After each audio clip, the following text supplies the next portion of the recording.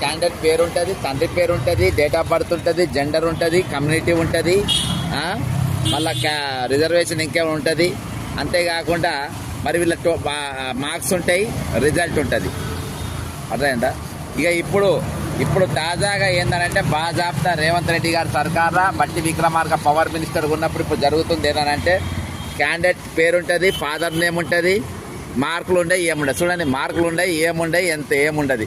బాజాప్తా select అయిన పేరు ఉంటుంది, అంతే. ఇక అర్థమైందా? అంటే మెరిట్ లిస్ట్ ఇవ్వకుండా ఇవాటి వరకు పోలీస్ రిక్రూట్మెంట్ మెరిట్ లిస్టుతో ఇస్తుంది. పోలీస్ రిక్రూట్మెంట్ మెరిట్ లిస్ట్ ఇస్తుంది. టీజీపీఎస్సీ మెరిట్ లిస్ట్ ఇస్తుంది. మీరు ఎవరు ఏ పనికి ఆర్ఆర్బీ తీసుకో మెరిట్ లిస్ట్ ఇస్తుంది. కానీ కేవలం జెంకోలా మెరిట్ లిస్ట్ లేకుండా ఈరోజు నువ్వు నౌకర్ రిలీజ్ చేసినావంటే ఇలా స్కామ్ జరిగిందని బాజాప్తా కనబడుతుంది. అసలు ఈ పరీక్షకి ఎంత ఏది జెంకో